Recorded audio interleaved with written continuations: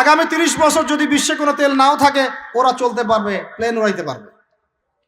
ওদের মিলস বন্ধ হবে না, ফ্যাক্টরি বন্ধ হবে না, ওদের ইন্টারনেট সেকশন বন্ধ হবে না, বিদ্যুৎ বন্ধ হবে না, ওদের কোনো কিছুই বন্ধ হবে না, কোনো প্রযুক্তি বন্ধ হবে না। এত তেল তারা এখন রিজার্ভ করলো কি দিয়ে? ওর দেশে ছাপানো বিনামূল্যের ডলার দিয়ে।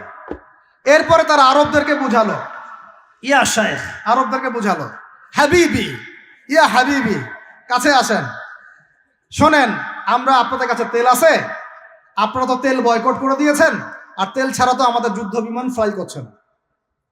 তেল কাদেরকে দিয়েছে আল্লাহ পাক? মিডল ইস্টে আরবকে দিয়েছে, ঠিক আছে? এখন হাবিবিকে বলা হচ্ছে যে আপনারা তো তেল বয়কট করে দিলেন। এটা করেছিল বাদশাহ ফয়সাল, বলেন রাহিমাহুল্লাহ। উনি একজন সাহসী নেতা ছিলেন, এই জন্যই তাকে গুপ্ত হত্যা করা হয়েছে।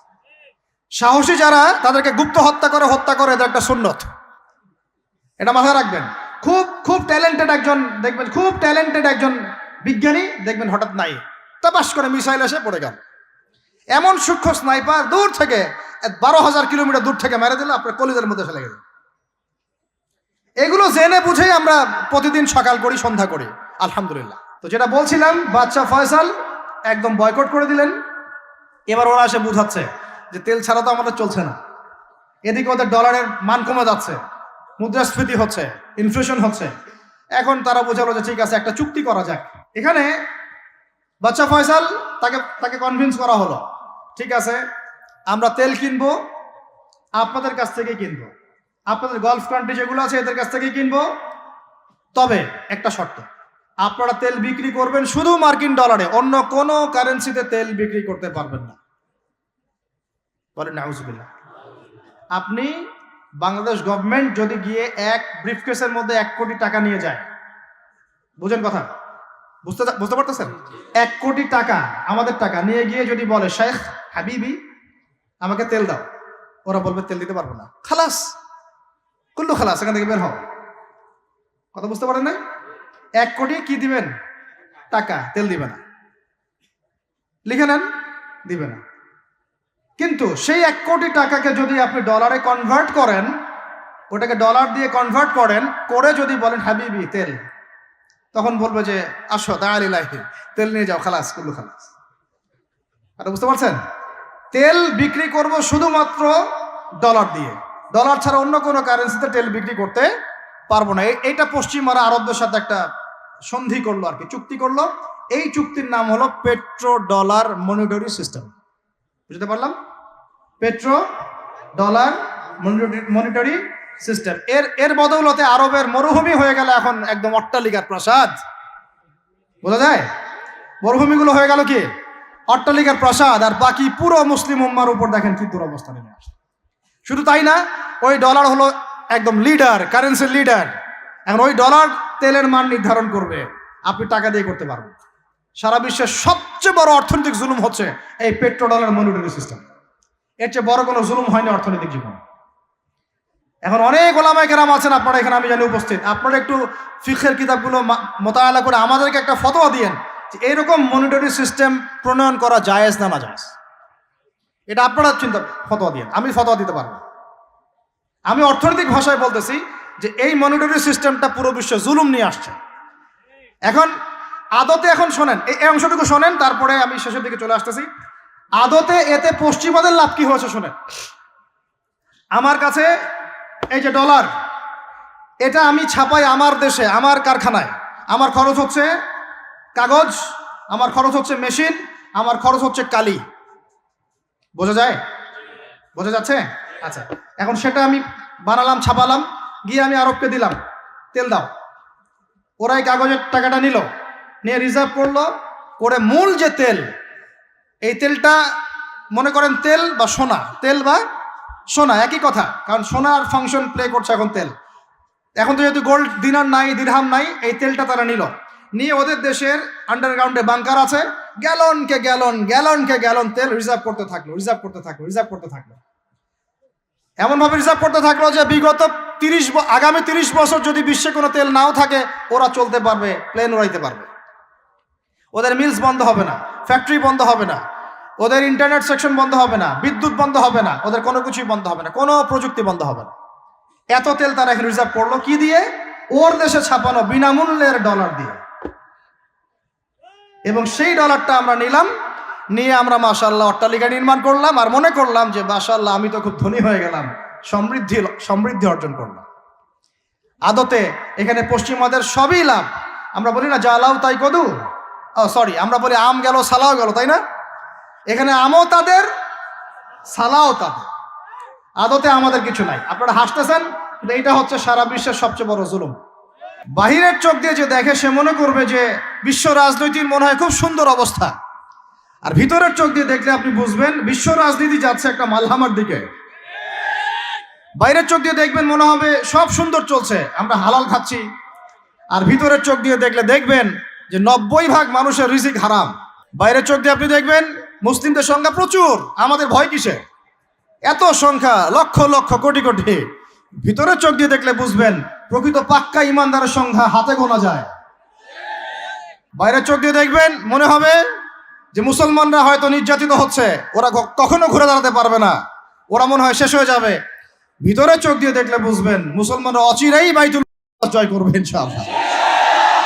আমি বুঝাতে চাচ্ছি বাইরের চোখ আর ভিতরের চোখ এক। ভিতরের চোখ খুলবে কোন সূরায়? ওই সূরার মধ্যে কয়টা গল্প আছে?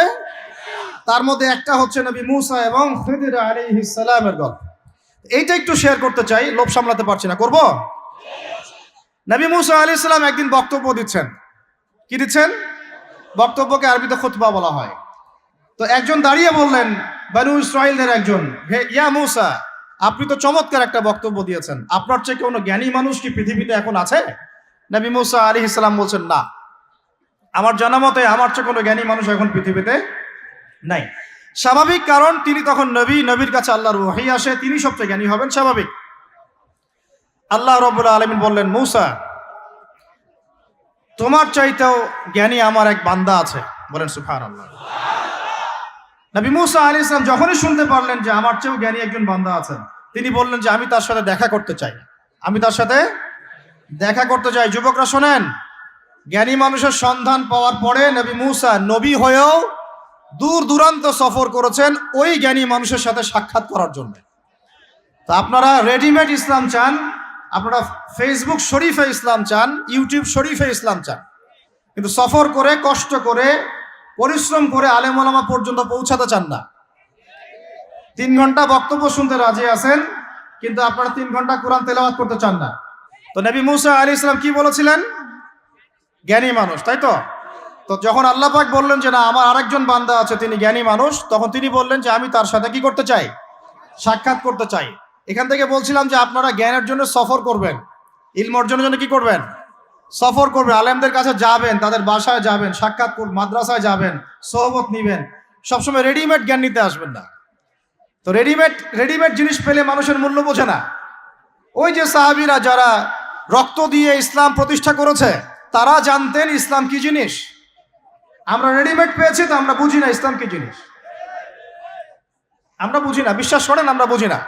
তো যাই হোক, তো মূসা আলাইহিস সালাম বলছেন যদি আমাকে যুগ যুগ ধরে সফর করতে হয় তবুও আমি সফর করব, তারপরেও আমি তার সাক্ষাৎ চাই। আল্লাহ পাক বললেন ঠিক আছে, তুমি তাকে পাবে যখন মাজমাউল বাহরাইন বলা হয়, 2 সমুদ্র যেখানে মিলে যাবে সেখানে তুমি আমার সেই বান্দাকে পাবে। কোথায় পাবে ভাই? 2 সমুদ্র যেখানে মিলে যাবে সেখানে পাবে। এখানে আপনি ভৌগোলিকভাবে ওর ব্যাখ্যা নিতে পারেন, আধ্যাত্মিকভাবে নিতে পারেন। 2 সমুদ্র বলতে হয়তো বা ভৌগোলিকভাবে বোঝানো হতে পারে, অথবা আধ্যাত্মিকত্বও বোঝানো হতে পারে, যে বস্তুবাদী জ্ঞান এবং মারেফতের জ্ঞান যেখানে মিলে যাবে সেখানে। আল্লাহু আলাম, আল্লাহ ভালো জানেন। তো নবী মূসা আলাইহিস সালাম তার একজন সঙ্গীকে নিলেন, সেই সঙ্গী একজন যুবক। তরুণরা ভালো করে শোনেন, তরুণদের ত্যাগেই ইসলাম দাঁড়িয়ে আছে, আলহামদুলিল্লাহ। এই তরুণরা যদি এই স্মার্টফোন, এই পাবজি, এই ফ্রি ফায়ার, এই মেয়ের প্রতি আসক্তি, ফ্রি মিক্সিং, এই মাদক, এগুলো ছেড়ে দিতে পারে, দিয়ে নামাজি হয়, কোরআনওয়ালা হয়, ওলামায়ে কেরামের সাথে পরামর্শ করে চলে, উম্মার জামার মধ্যে থাকে, একটা ইমারার মধ্যে থাকে, ইনশাআল্লাহ আল্লাহর জমিনে আল্লাহর দ্বীনের একামত কেউ ঠেকাতে পারবে না ইনশাআল্লাহ। দুঃখজনক হচ্ছে আপনারা সেখানে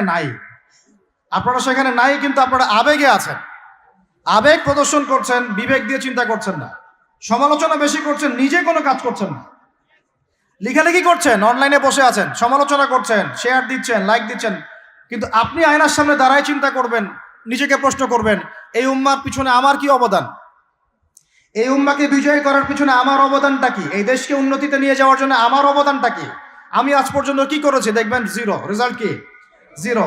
এই কাপুরুষ প্রজন্ম দিয়ে দিন কায়েম হবে না। মুখে কথা বলা অনেক সহজ, এরকম চেয়ারে বসে 2টা লেকচার দেওয়া কঠিন।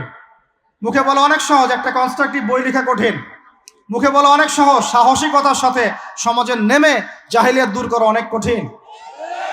তো এই কঠিন কাজগুলো যখন আপনারা দায়িত্ব কাঁধে নেবেন, উম্মার বিজয় হয়ে যাবে ইনশাআল্লাহ। আল্লাহ পাক আমাদের কবুল করেন, আমিন।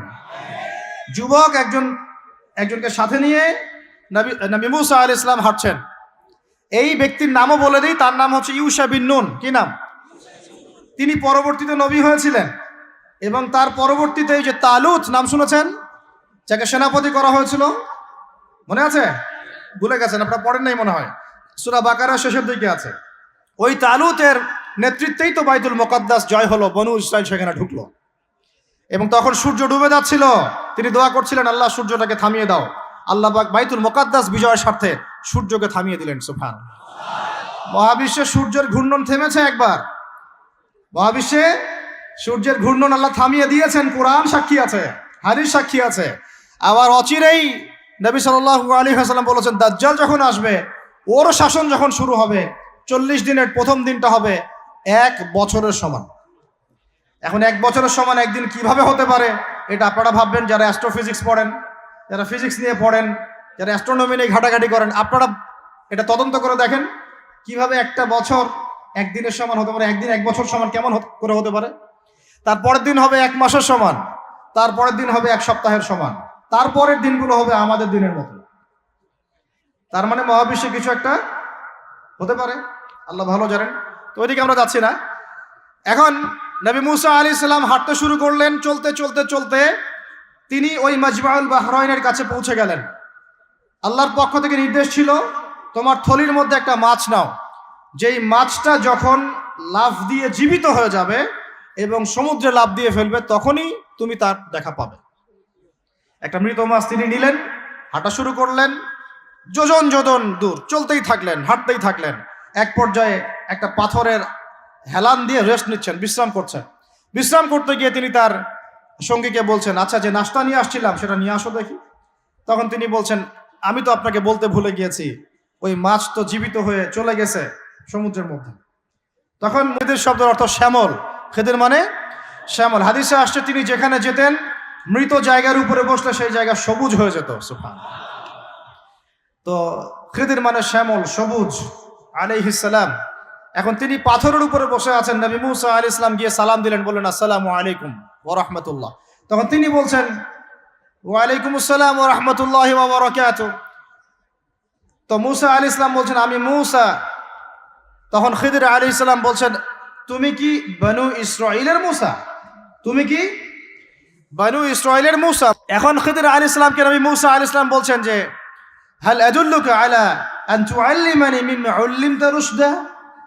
আমি শুনেছি আল্লাহ আমাকে বলেছেন যে আপনি পৃথিবীর সবচেয়ে জ্ঞানী মানুষ, তাহলে আমি কি আপনার সাথে সঙ্গী হতে পারি, সফর করতে পারি, যে আপনাকে আল্লাহ পাক যে জ্ঞান শিক্ষা দিয়েছেন আপনি আমাকেও শেখাবেন? এটা হলো স্টুডেন্টের একটা আর্তনাদ। ছাত্র হিসেবে তিনি বলছেন, আমি কি আপনার সঙ্গী হতে পারি? আল্লাহ আপনাকে যে জ্ঞান শিখিয়েছেন আমাকেও শিখাবেন। দেখেন, একজন নবী কথা বলছেন। আর আমাদের তো মাশাআল্লাহ, ওই যে বললাম, জ্ঞান শেখার কোনো ফিকির নাই। 6 মাসের একটা কোর্স করতে পারি না। কোরআন তেলাওয়াত শিখবো, 3 মাসের কোর্স করতে পারি না। 3 ঘন্টা ওয়াজ শুনতে রাজি, 3 ঘন্টা আমরা বই পড়তে পারি না। তো এই প্রজন্মটা দিয়ে হবে না ভাই। আমি আপনাদেরকে পরিবর্তন করতে চাই, আল্লাহ পাক যেন কবুল করেন, তৌফিক দান করেন। এখন খিদির আলাইহিস সালাম বলছেন, ইন্নাকা লান তাস্তাতিআ মাইয়া সাবরা। টিচারের কি কথা, কি দূরদর্শিতা। টিচার বলছেন যে তুমি তো আমার সাথে সবর করতে পারবে না। সঙ্গী হওয়ার আগেই কথা বলা শেষ। আপনি এসে আমাকে বলছেন, ভাই আপনার সাথে কি সফর করতে পারি, একটু এলেম শেখাবেন, আর আমি বলছি আপনি তো সফর করতে পারবেন না। তো কি পরিমাণ জ্ঞান, গভীরতা, দূরদর্শিতা থাকলে, ভবিষ্যৎ সম্পর্কে দূরদর্শিতা থাকলে তিনি আগেই বলতে পারেন যে আপনি সফর করতে পারবেন না। ক্লাসে আপনি পড়িয়েছেন মনে করেন 100 জন বাচ্চাকে, শেষে আপনি বললেন যে অমুক আব্দুর রহমান সে ফার্স্ট হতে পারে, এবং আব্দুর রহিম তুমি ভালো স্টুডেন্ট না, তুমি দুষ্টামি করো, পড়াশোনা করো না, তুমি ফার্স্ট হতে পারবে, লাস্ট হবা তুমি। তো রেজাল্টের দিন দেখা গেল সত্যি সত্যি আব্দুর রহমান ফার্স্ট হয়েছে। আব্দুর রহিম লাস্ট হয়েছে। তার মানে কি টিচার গায়েবের খবর জানে? এটা কি তার হিকমা, তার প্রজ্ঞা, তার বাসিরা, তার অভিজ্ঞতা? আল্লাহ পাক তাকে সেই জ্ঞানটা দিয়েছিলেন। তো মুসা আলাইহিস সালামকে মুখের উপর বলে দিলেন, তুমি তো আমার সাথে সবর করতে পারবে না। মুসা আলাইহিস সালাম বলছেন, সাতাজিদুনি ইনশাআল্লাহু মিনাস সাতাজিদুনি ইনশাআল্লাহু সাবিরান ওয়ালা আ'সি লাকা আমরা। ইনশাআল্লাহ আপনি আমাকে ধৈর্যশীল পাবেন এবং আমি আপনার কাজে কোনো বিঘ্ন সৃষ্টি করব না। তখন তিনি বলছেন, ঠিক আছে, যদি তুমি আমার সাথে যেতেই চাও তাহলে ফালা তাসআলনি আন শাই, আমার সাথে চলতে গেলে কোনো প্রশ্ন করা যাবে না। কেমন টিচার! টিচার দেখেন, আমার সাথে চলো, জ্ঞান অর্জন করতে চাও করো, কোনো প্রশ্ন করতে পারবে না।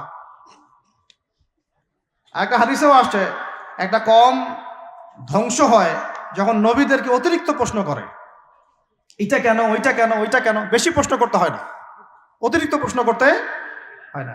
তো যাই হোক, সফর শুরু হলো। ফানতালাকা, তারা হাঁটা শুরু করলেন। হাত্তা ইযা রাকিবা ফিস সাফিনাতি খারাকাহা, চলতে চলতে একটা নদী আসলো। তো এই নদীর পার হয়ে আরেক জায়গায় যেতে হবে, কিন্তু এটা পার হওয়ার জন্য তাদের কাছে অর্থ নাই। এক নৌকার মাঝি, সে বিনামূল্যে এটাকে পার করার জন্য প্রস্তাব দিল, ঠিক আছে বিনামূল্যে পার করে দিব। সেই নৌকায় করে তারা যখন যাচ্ছেন, যেতে যেতে তীরে পৌঁছার আগেই সেই নৌকার তলদেশটা খিদির আলাইহিস সালাম ফুটা করে দিলেন। নেন এখন, কি কাজটা দেখে কি ভালো মনে হচ্ছে না খারাপ? আমি আপনার গাড়িতে করে ধরেন যাচ্ছি, গাড়িটা যখন আপনি আমার বাসা পর্যন্ত পৌঁছে দিবেন তার আগে নামলাম, নাইমা আপনার টায়ার চারটা পাস্ট করে দিলাম, আপনি আমাকে কি বলবেন? কিছু বলবেন না, ফেসবুকে গিয়ে স্ট্যাটাস দিবেন অথবা লাইভে আসতে পারেন, তাই না? এই আর কি। তো নবী মুসা আলাইহিস সালাম রিঅ্যাক্ট করলেন যে লাকাদ জি'তা শাইআন ইমরা, আপনি তো একটা অন্যায় কাজ করলেন মনে হচ্ছে। এটা কেন করলেন? যারা আমাদেরকে বিনামূল্যে বিনা পারিশ্রমিকে পার করে দিল, আপনি ওই নৌকা ফুটা করে ফেললেন। তখন খিদির আলাইহিস সালাম বললেন যে আমি তো তোমাকে বলেছি, আলাম আকুল লাক, আমি কি তোমাকে বলি নাই ইন্নাকা লান তাসতাতিআ মাইয়া সাবরা, তুমি আমার সাথে সবর করতে পারবে না? মুসা আলাইহিস সালাম বলছেন যে ঠিক আছে, আমি যে ভুলে গিয়েছি এজন্য আমাকে পাকড়াও করেন না, আমি যে ভুলে গিয়েছি কথাটা, এজন্য আমাকে পাকড়াও করেন, একটা চান্স দেন আমাকে। তো ঠিক আছে চলো আবার। ফানতালাকা, আবার তারা চলা শুরু করলেন। হাত্তা ইযা লাকিয়া গুলামান ফাকাতালা, এবার একটা ছোট্ট বালকের সাথে দেখা হলো। এই 8 বছর 10 বছর বয়স হবে, এই গোলাম বালকের সাথে দেখা হলো। ফাকাতালাহু, এবার খিদির আলাইহিস সালাম তাকে হত্যা করলেন, একটা বাচ্চাকে। এটা কেমন হলো? নৌকা ফুটা করার চেয়ে বেশি ভারী না হালকা? আরো ভারী। মুসা আলাইহিস সালাম বলছেন লাকাদ জি'তা শাইআন নুকরা, আপনি তো এবার জঘন্য একটা কাজ করলেন, আপনি তো পুরো একটা নিষ্পাপ বাচ্চাকে হত্যা করে ফেললেন। তারপরে বললেন যে এরপর যদি আর একটা প্রশ্ন করো তাহলে তোমার সাথে আমার আর চলা হবে না, লাস্ট চান্স। ঠিক আছে চলেন। এবার চলতে চলতে ফানতালাকা হাত্তা ইযা আতায়া আহলা ক্বরিয়াতিন ইসতাতআমা আহলাহা ফাআবাউ আন ইউদাইফুহুমা। কোরআনে আসছে একটা করিয়া মানে একটা গ্রামের মধ্যে তারা ঢুকলেন। সেই গ্রামে ঢুকে মেহমানদারি চাইলেন, নাস্তা পানি চাইলেন আর কি। তো তারা মেহমানদারি করলো না, দূর দূর করে তাড়িয়ে দিল। অনেকটা আমাদের ওই কলকাতার দাদাবাবুদের মতো আর জিজ্ঞাসা করো যে খেয়ে আসছেন না খেয়ে যাবেন। এটা আমাদের আস্তে আস্তে আমাদের মধ্যে ছড়ায় পড়তেছে আর কি। মেহমান আসলে বিরক্ত হয়, কবে যাবে সেই ফিকির করে। তো এরা মেহমানদারি করলো না, উল্টা তাকে তাড়িয়ে দিল। তো যাই হোক, এখন মুসা আলাইহিস সালাম বলছেন যে এখানে একটা ঘটনা ঘটেছে। খিদির আলাইহিস সালাম দেখলেন যে বাড়ি থেকে তাদেরকে তাড়িয়ে দেওয়া হলো, মেহমানদারি করা হলো না, ওই বাড়ির একটা দেয়াল ধসে পড়ে গেছে, ওই বাড়ির একটা দেয়াল ধসে পড়ে গেছে। তখন তিনি সেটাকে নিজের হাতে আবার নির্মাণ করে দিলেন। সুবহানাল্লাহ। এটা দেখে মুসা আলাইহিস সালাম বললেন যে আপনি তো চাইলে কিছু আজর নিতে পারতেন, আপনি যে এত কষ্ট করে এটা নির্মাণ করে দিলেন, আপনি তো চাইলে একটু টাকা পয়সা নিতে পারতেন। ওরা মেহমানদারি করলো না, ওইটা দিয়ে হয়তো আমরা কি করতে পারতাম, নাস্তা পানি করতে পারতাম। তখন তিনি বলেন হাযা ফিরাকু বাইনি ওয়া বাইনাক, এই হলো তোমার আমার ফেরাক, পার্থক্য শেষ, তোমার সাথে আমার চলা আর হলো না। আমাদের নবী সাল্লাল্লাহু আলাইহি ওয়াসাল্লাম বলেছিলেন যে যদি সেদিন মুসা আলাইহিস সালাম এই প্রশ্নগুলো বারবার না করতেন তাহলে আরো অনেক জ্ঞান শেখা যেত। সুবহানাল্লাহ।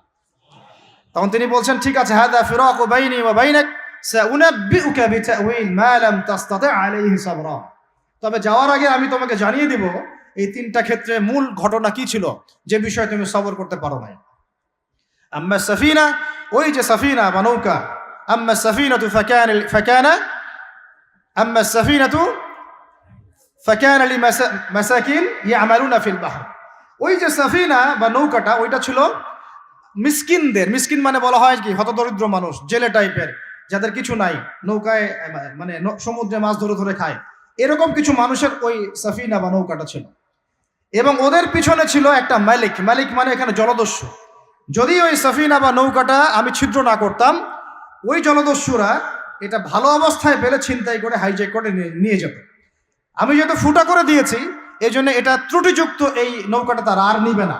তোমার কাছে বাইরের চোখ দিয়ে মনে হয়েছে যে আমি একটা অন্যায় করেছি, আসলে আমি তাদের উপকারী করেছি। বলেন সুবহান। বুঝতে পারছি বাইরের চোখ ভিতরের চোখ কি জিনিস? আচ্ছা, তারপরে ওয়াম্মাল গুলাম, এটা কি ভাই হাফেজ কে আছেন এখানে? ওয়াম্মাল গুলামু ফাকানা আবওয়াহু মুমিনাইন ফাখাশিনা আন ইউরহিকাহুমা তুগয়ানা ওয়া কুফরা। সুবহানাল্লাহ। এটা আমাদের এই যে শাহবাগী প্রজন্মের জন্য একটা প্রযোজ্য আর কি। কেন বলছি শুনেন ভালো করে। এবার ইনি বলছেন যে ওই যে বাচ্চাটাকে আমি হত্যা করেছি, এই বাচ্চাটা যদি বড় হতো, এই বাচ্চাটা যদি বড় হতো, সে নিজে তো কাফের হতোই, বড় কাফের, এর পিতা মাতাদেরকেও পর্যন্ত কুফুরির মধ্যে নিয়ে আসতো। মানে একটা কাফের প্রজন্ম তো তৈরি করতোই, বরং এই কাফের মানুষকে কাফের করার জন্য নাস্তিক মুরতাদ বানানোর মিশন নিয়ে মাঠে নামতো।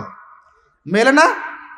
ওই জন্য আমি ছোটবেলায় এটা করে দিয়েছি, যাতে বড় হয়ে কাজটা করতে না পারে। কথা বুঝতে পারছেন? আর তিনি বলছেন আমি এটা নিজের ইচ্ছায় করি নাই, ওমা ফাআলতুহু আন আমরি, আমি এটা নিজের ইচ্ছায় করি নাই, এটা আল্লাহ পাকের আদেশ ছিল। বলি সুবহানাল্লাহ। আর ওয়াম্মাল জিদার ফাকানা লিগুলামাইন ইয়াতীমাইন ফিল মাদিনা ওয়া কানা তাহতাহু কানজুল লাহুমা। সুবহানাল্লাহ। আর 3 নাম্বার তিনি বলছেন আর ওই যে দেয়ালটা আমি নির্মাণ করেছি, এই দেয়ালটা ছিল ওই বাড়ির 2 এতিম বালকের। সুবহানাল্লাহ। ওয়া কানা আবুহুমা সালিহা, তাদের বাবা ছিল সৎ। আর ওই দেয়ালের নিচে তাদের বাবা মায়ের রেখে যাওয়া পৈতৃক সম্পত্তি খাজানা ছিল। যদি দেয়াল নির্মাণ না করতাম, মানুষ সেই খাজানা নিয়ে চলে যেত। দেয়াল নির্মাণ করেছি, ওরা যখন বড় হবে তখন ওই খাজানা তারা অটোমেটিকলি পেয়ে যাবে। তো 3টা ক্ষেত্রেই হে মূসা তুমি সবর করতে পারো নাই, তোমার কাছে মনে হয়েছে যে আমি অন্যায় করছি, কিন্তু আসলে এই প্রত্যেকটা ক্ষেত্রে আমি সঠিক ছিলাম, তুমি ভুল ছিলে। এখানে একটা চমৎকার শিক্ষা আছে, একটা চমৎকার গভীর একটা শিক্ষার ব্যাখ্যা আছে, অন্তর্দৃষ্টির শিক্ষা, যে শুধুমাত্র বাইরের চোখ দিয়ে আর বাইরের এইসব সাক্ষরতার হাত দিয়ে, সার্টিফিকেট দিয়ে, নাম সিগনেচার করে, এত এত বইপত্র পড়েই মানুষ প্রকৃত শিক্ষিত হয় না। একটা গভীর একটা বুঝ দরকার, আল্লাহর মারেফত দরকার, আল্লাহর নূর দরকার, তাসকিয়া দরকার, দূরদর্শিতা দরকার, যেটাকে আমরা হিকমা বলি। ওয়ামা ইউতাল হিকমা ফাকাদ উতিয়া খায়রান কাসীরা। আল্লাহ বলেছেন যাকে হিকমা এবং প্রজ্ঞা দেওয়া হয়েছে তাকে অনেক প্রচুর কল্যাণ দিয়ে দেওয়া হয়েছে।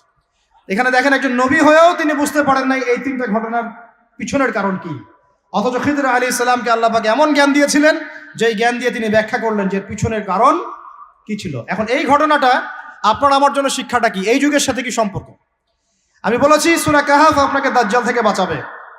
আমি বলেছি সূরা কাহাফ সেই সূরা যা আপনার অন্তর্দৃষ্টি, ভিতরের চোখ খুলে দিবে, আপনার কলবে নূর নিয়ে আসবে। আপনি এমন কিছু দেখবেন, বুঝবেন, শুনবেন যা সবাই বুঝতে পারছে না, সবাই শুনতে পারছে না, সবাই দেখতে পারছে না। এখন বাইরের চোখ দিয়ে আপনি দেখছেন পুরো বিশ্বে মুসলমানদের, কোটি কোটি মুসলমান, একদম 60টা 70টা 100টা রাষ্ট্র, কত মিলিটারি বাহিনী, কত আমাদের প্রযুক্তি, কত পুলিশ, কত র্যাব, কত আমাদের পলিটিশিয়ান দিয়ে ভর্তি। আদতে ভিতরের চোখ দিয়ে দেখলে আপনি দেখবেন পুরো বিশ্বের এই লক্ষ কোটি মুসলমান আজকে জাতিসংঘের হাতে বন্দী হয়ে গেছে। ইমামুল মাহদী যখন আসবেন এবং ঈসা ইবনে মারইয়াম যখন আসবেন, ইনশাআল্লাহু তাআলা এই গোড়ার তাগুতি শক্তির কোনো অস্তিত্ব এই পৃথিবীতে থাকবে না ইনশাআল্লাহ। আমরা এটাও জানি 80টা পতাকা একত্রিত হবে। কতটা? 80টা পতাকা একত্রিত হয়ে মুসলমানদের বিরুদ্ধে তারা যুদ্ধ করবে। ইতিহাসের ছাত্র কেউ থাকলে আমার সামনে দাঁড়ায় বলেন তো, যে এই পুরো বিশ্বের ইতিহাসে কোনোদিনও 80টা ফ্ল্যাগ একত্রিত হয়ে মুসলমানদের বিরুদ্ধে লড়েছে? হয়েছে এই ঘটনা কখনো? তার মানে হয় বর্তমানে হবে অথবা ভবিষ্যতে হবে। আর আপনাকে যদি জিজ্ঞাসা করি এটা কাদের দ্বারা সম্ভব, পুরো বিশ্বের 80টা ফ্ল্যাগকে একত্রিত করা কাদের দ্বারা সম্ভব? আপনার বিচক্ষণতা থাকলে, খিদির যদি আপনি হয়ে থাকেন, আপনি বুঝতে পারবেন কাদের দ্বারা সম্ভব। এখন এটা হলো জিওপলিটিক্যাল অবস্থা। কারণ বিশ্বের বাস্তবতা আমরা বুঝতে পারি নাই। বিশ্বের বাস্তবতা বুঝতে হলে খিজির হতে হবে।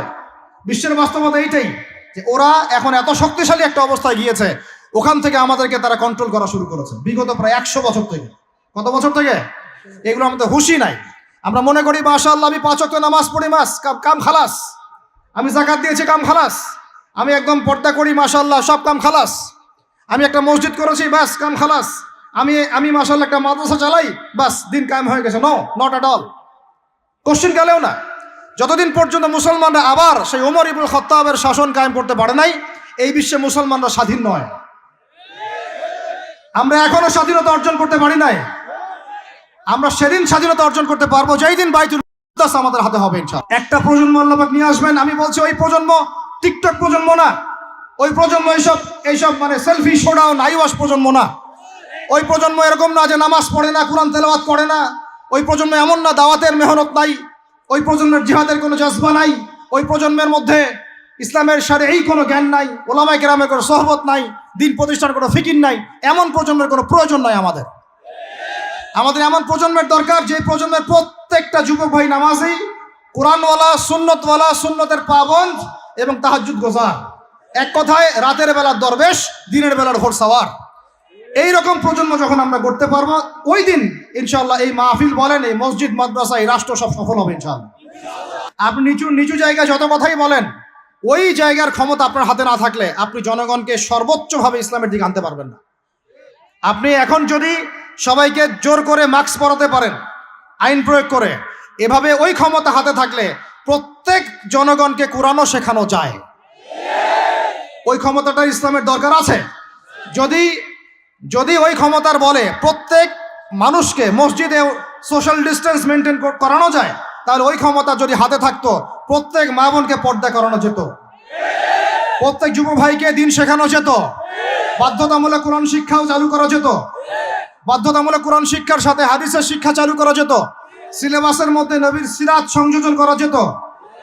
ইসলামে এই ক্ষমতাটা দরকার আছে। কিন্তু এটাকে অ্যাচিভ করার যে পথ পদ্ধতি, এই পথ পদ্ধতির মধ্যে আমরা আসলে কেউ নাই। নবীর তরিকার মধ্যে আমরা নাই। আমরা পড়ে আছি পশ্চিমা তরিকার মধ্যে। পশ্চিমা তরিকা দিয়ে ওই জায়গায় আপনি যেতে পারবেন না। আর যদি যেতে পারেনও, পশ্চিমারা আপনাকে সেখানে থাকতে দিবে না। আমাদের এখানে সবচেয়ে ভালো মানুষ যিনি, এখানকার এই এলাকার যিনি দায়িত্বশীল, তিনি যদি সবচেয়ে মোত্তাকি পরহেজগার মানুষ হন, তিনিও যদি দাঁড়িয়ে বলেন যে আমি ইসলামের পক্ষে আছি, কোরআনের পক্ষে আছি, হাদিসের পক্ষে আছি, তার উপর থেকে চাপ চলে আসবে। ওই জায়গায় যতক্ষণ পর্যন্ত আঘাত না পড়ছে, ততক্ষণ পর্যন্ত আপনি বিশ্বে স্বাধীন হতে পারবেন না। অতএব বাইরের চোখ দিয়ে না, ভিতরের চোখ দিয়ে দেখতে শিখুন। তো ভিতরের চোখ পুরো জিও পলিটিক্সটা আপনাকে বুঝাবে। ভিতরের চোখ দিয়ে দেখলে আপনি দেখবেন মুসলমানরা এখনো তাদের অধীনে পরাধীন হয়ে আছে। এখান থেকে আমরা স্বাধীনতা চাই ইনশাআল্লাহ। আল্লাহ পাক আমাদেরকে সেই স্বাধীনতা অর্জন করার তৌফিক দান করেন। এবার অর্থনৈতিক জীবনে আসেন। অর্থনৈতিক জীবনে এসে দেখবেন আপনি মাশাআল্লাহ মনে করবেন যে আপনি তো হালাল খাচ্ছেন, হ্যাঁ গরুর গোশত খাচ্ছেন প্রত্যেক জুমায়। আমরা মাশাআল্লাহ মুরগির রোস্ট খাচ্ছি। ঢাকার মানুষ তো খালি খায় আর খায়, সবাই খাচ্ছে মাশাআল্লাহ বসে, ছেলে মেয়ে, ফুচকা, চটপটি, এইটা ওইটা। আর খাবারের দোকানের অভাব নাই, সবাই খাচ্ছে। ভাবখানা এমন যে দুনিয়াতে এসেছেই খাওয়ার জন্যে। দুনিয়াতে আসছে 3টা কাজ, খাবো, টয়লেট করব, আর মেয়েদের সাথে সহবাস করবো, ব্যাস, দ্যাটস অল। ভাবখানা দেখলে এমন মনে হয় আমাদের। আল্লাহ পাক আমাদেরকে বুঝদান করেন, হেফাজত করেন। এগুলো করতে দুনিয়াতে আসি নাই আমরা। এগুলো আমাদের মূল কাজ নয়, এগুলো আমাদের প্রয়োজন। আপনি মনে করছেন যে মাশাআল্লাহ সবাই হালাল খাচ্ছি, বিশ্বাস করেন পুরো বিশ্বের অর্থনীতি সুদভিত্তিক। একদম খোলামেলা ওয়াকুলু কওলান সাদীদা বললাম। আল্লাহ পাক বলেছেন একদম স্পষ্ট সরাসরি খোলামেলা কথা বলো। পুরো বিশ্বের অর্থনীতি সুদভিত্তিক। যারা এই পুরো বৈশ্বিক অর্থনৈতিক সিস্টেমের মধ্যে ঢুকে গেছে, অর্থাৎ ওয়ার্ল্ড ব্যাংক, IMF এবং ফেডারেল রিজার্ভ ব্যাংকের আওতায় চলে আসছে, এরকম কোনো সেন্ট্রাল ব্যাংক 100% সুদমুক্ত হতে পারবে না। ফুল স্টপ, কোনোভাবেই সম্ভব না। আপনি যত বড় মুসলিম কান্ট্রি হন না কেন, আপনি এদের আওতায় থাকলে কোনো অবস্থাতেই সুদমুক্ত থাকতে পারবেন না। তাহলে এখন আমি যদি আপনাকে প্রশ্ন করি, বিগত 20 বছর থেকে একটা রাষ্ট্র এই জালেমদের বিরুদ্ধে লড়াই করেছিল এবং সাম্প্রতিক সময়ে তাদের কারেন্সি মার্কিন ডলারকে ছাড়িয়ে গেছে। তারা কিভাবে পেরেছে? এই তথ্য কি আপনাদের কাছে আছে? তথ্য আছে? নাম মেনশন করার দরকার নাই, আপনারা বুঝতে পারেন কি পারেন না? এই মোল্লাদের দৌড় মসজিদ পর্যন্ত নয়, এই মোল্লাদের দৌড় হবে বাইতুল মুকাদ্দাস পর্যন্ত ইনশাআল্লাহ। ওইখানে নামাজ না পড়া পর্যন্ত এদের ঘুম হবে না ইনশাআল্লাহ। দেখে নিয়ে এখন কথা হচ্ছে তারা পারলো কিভাবে? অনেক কারণ, যাকাত ভিত্তিক অর্থনীতি, তারপরে দ্বৈত অর্থনীতি, হালাল অর্থনীতি, দুর্নীতি কমানো, কৃষিভিত্তিক অর্থনীতি 3 বছরের মধ্যে ঘুরে দাঁড়িয়েছে, মাত্র 3 বছরের মধ্যে। সারা বিশ্বের অর্থনীতি এখন সুদ ভিত্তিক। এখান থেকে ঘুরে দাঁড়াতে হলে আমরা অবশ্যই পারবো, কেন পারবো না? আমাদের প্রথম কাজ করতে হবে সমস্ত দুর্নীতি বন্ধ করে ফেলতে হবে। 1 নম্বর, যত কালো টাকা সব সাদা করে ফেলতে হবে, এবং যারা কালো টাকার সাথে সম্পৃক্ত সবগুলোকে ধরবেন, ভিতরে ঢুকাই ফেলবেন। একদম ওমরের শাসন, একদম ওমরের শাসন কায়েম করে ফেলতে হবে। আমরা সে জায়গায় যেতে চাচ্ছি না, আমরা বলছি আপনারাই সেই কাজ করেন। আমরা উদাত্ত আহ্বান জানাচ্ছি, যেই থাকে উপরে, আমরা দোয়া করতে সমস্যা আছে? আমরা সে জায়গায় জোর করে যেতে চাচ্ছি না, অন্তত আমার এই ইচ্ছা নাই। আর আমি কোনো পলিটিক্যাল দলের মানুষও না, জীবনে করিও নাই, করার ইচ্ছাও নাই। আমি আমার অনুরোধ, আমার আক্ষেপ, আমার আবদার হচ্ছে সমস্ত দুর্নীতিবাজদেরকে ধরবেন আর সাইজ করবেন। উমর রাদিয়াল্লাহু তাআলা আনহুর মতো সে যদি দাড়িওয়ালাও হয়, টুপিওয়ালাও হয়, পাগড়িওয়ালা হয়, জুব্বাওয়ালা হয়, ইমাম হয়, তবু তাকেও ধরবেন, কোনো সমস্যা নেই। সমস্ত কালো টাকাকে সাদা করে ফেলবেন, দেখবেন এমনি বাইতুল মালের সম্পদ বেড়ে গেছে আলহামদুলিল্লাহ। দ্বিতীয় কাজ, যাকাত ভিত্তিক অর্থনৈতিক সিস্টেম চালু করা। বাংলাদেশে এমন প্রচুর মানুষ আছে যাদের একজনের যাকাতের টাকা দিয়ে একটা গ্রামের মানুষকে খাওয়ানো যাবে ইনশাআল্লাহ। এরা যাকাত দেয় না, এরা ট্যাক্সও দেয় না, সরকারকে করও দেয় না, যাকাতও দেয় না। এই ট্যাক্স ফাঁকি দেওয়া মানুষ, কর ফাঁকি দেওয়া মানুষ, এই জোচ্চোরদেরকে ধরতে হবে, ধরে এদের কাছ থেকে যাকাত আদায় করতে হবে, বাধ্যতামূলক যাকাত আদায় করতে হবে। তারপরে দেখবেন আমরা বৈদেশিক ঋণের জন্য বসে থাকার কোনো প্রয়োজন হবে না, আমাদের টাকা দিয়ে আমরাই চলতে পারবো ইনশাআল্লাহ। 3 নম্বর হচ্ছে দ্বৈত অর্থনীতি। ওরা কিন্তু একটা কারেন্সি চালায় নাই, একাধিক কারেন্সি চালিয়েছে। এটা অর্থনীতিবিদ যারা তারা বুঝবেন। একটা কারেন্সির অনেক দুর্বলতাও আছে, এগুলো নিয়ে আমি খোলামেলা কথা এই মাহফিল স্টেজে বলতে পারবো না। বসতে চাইলে বসেন আমার সাথে, অর্থনীতি নিয়ে বসতে চাইলে আমার সাথে বসেন, আমরা আলোচনা করি, কথা বলেন, আমাদেরকে মূল্যায়ন করেন, কথা শোনেন। ইউসুফ আলাইহিস সালাম বলেছিল না যে আমি বিশ্বস্ত, আমাকে দায়িত্ব দেন, বিশ্বস্ত আমাকে দায়িত্ব দেন, আমাকে 5 বছর সময় দেন, পুরো দেশের শিক্ষা সিস্টেম চেঞ্জ করে দেবো ইনশাআল্লাহ। প্লে গ্রুপ থেকে প্লে গ্রুপ থেকে নিয়ে মাস্টার্স পর্যন্ত এমন শিক্ষানীতি প্রণয়ন করা সম্ভব যে আমাদের বাচ্চারা একদম প্লে থেকে মাস্টার্স পর্যন্ত বাংলা, ইংরেজি, অঙ্ক এবং জেনারেল সাবজেক্টগুলোর সাথে কোরআন হাদিসের একটা অপূর্ব সমন্বয়ে পড়াশোনা করবে ইনশাআল্লাহ। একা করে দিতে পারবো ইনশাআল্লাহ তাআলা। আমাকে এরকম 100 জন শিক্ষাবিদ দেন, 100 জন আলেম ওলামা দেন, একটা প্যানেল করে দেন, পুরো দেশের শিক্ষা চেঞ্জ করে দেওয়া যাবে ইনশাআল্লাহ। যাদেরকে রেখেছেন এদের মাথায় গোবর আছে, যাদেরকে রেখেছেন এদের মাথায় টাটকা গোবর আছে। বইপত্রগুলোর অবস্থা দেখেছেন? বইপত্রগুলো ঘাটাঘাটি করেছেন? সমকামিতা প্রমোট করছে আমাদের দেশের মধ্যে, ট্রান্সজেন্ডার প্রমোট করছে আমাদের দেশের মধ্যে, আমাদের বাচ্চা কাচ্চা, কচি কাঁচা বাচ্চাদেরকে শারীরিক শিক্ষার নামে যৌন শিক্ষা দিচ্ছে। এগুলো আমাদের মুসলমানদের শিক্ষা? এটা চলতে থাকলে দেখবেন অচিরেই কোনো মানুষ বাচ্চাদেরকে স্কুলে পাঠাবে না, এটা অরুচি ধরে যাবে। তখন কি হবে? কোটি কোটি স্কুল, কলেজ, বিশ্ববিদ্যালয় খা খা করে পড়ে থাকবে, কেউ পাঠাবে না ওখানে। তখন মাদ্রাসার দিকে মানুষ ঝুঁকবে আরো বেশি। আমি তো দাবি জানাই উপরের লেভেল থেকে এমন একটা শিক্ষা ব্যবস্থা প্রণয়ন করা হোক যাতে আমার মাদ্রাসা গড়ার প্রয়োজনই না হয়। ওই সিস্টেম রাষ্ট্রীয়ভাবেই পড়ানো হবে ইনশাআল্লাহ। আপনি মালয়েশিয়ার দিকে তাকিয়ে দেখেন, আপনি এই যে ওয়েস্টার্ন কান্ট্রির মধ্যে অনেক কান্ট্রি আছে, অস্ট্রেলিয়ার মতো জায়গাতে আছে, ব্রিটেনের মতো জায়গাতে আছে, কোনো কোনো ক্ষেত্রে আপনি লেবাননকে দেখেন, ইয়েমেনকে দেখেন, জর্ডানকে দেখেন, কাতারকে দেখেন, সৌদি আরবিয়াকে দেখেন, অনেক কান্ট্রি আছে। ভালো কাজের তো প্রশংসা করতে দোষ নাই, দোষ আছে? এমনকি অনেক পশ্চিমা কান্ট্রিতেও একদম উপর লেভেল থেকে ইসলামিক সিলেবাস প্রণয়ন করা হয়েছে।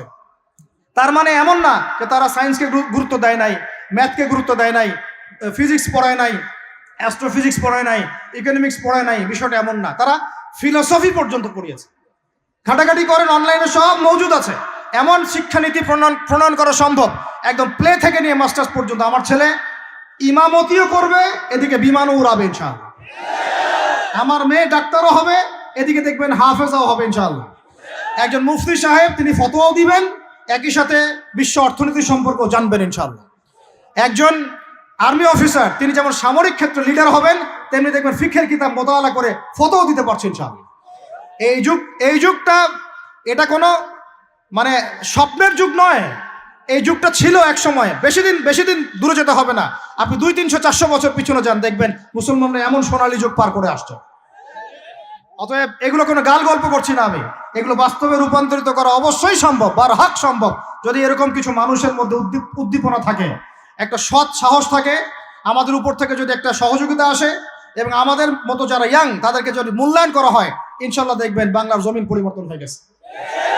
এই পরিবর্তন হলে দেশের জন্য কোনো খারাপের কিছু নাই, রাষ্ট্র পিছিয়ে যাবে না, রাষ্ট্র আরো এগিয়ে যাবে ইনশাআল্লাহ তাআলা। আরো ব্যাপার আছে, আপনি মালয়েশিয়ার একটা ক্লাস 10-এর বাচ্চার দিকে তাকান। ক্লাস 10-এর একটা বাচ্চা কোনোদিন মাদ্রাসায় যায়ই নাই, স্কুলে পড়েছে, কিন্ডারগার্টেনে পড়েছে, রাষ্ট্রীয় সিলেবাসে পড়েছে, মাত্র 10 থেকে 12 বছর পড়াশোনা করে ও এখন এদিকে এসএসসি এইচএসসি লেভেলেও চলে গেছে, ও লেভেল এ লেভেল পরীক্ষা দিয়েছে, এদিকে সে ইমামতি করার যোগ্যতা অর্জন করেছে। এখন আমাকে বলেন ওই রাষ্ট্রটা কি পিছিয়ে গেছে? অতএব এই শিক্ষার দিকে অনেক মনোযোগ হতে হবে আমাদের সবাইকে, আল্লাহ পাক তৌফিক দান করেন। আমরা যদি এখন এগুলোর বিরুদ্ধে গঠনমূলক কথা না বলি, গঠনমূলক প্রতিবাদ না করি এবং আমাদের রাষ্ট্রপ্রধানদেরকে না বুঝাই, তাহলে অনেক দেরি হয়ে যাবে।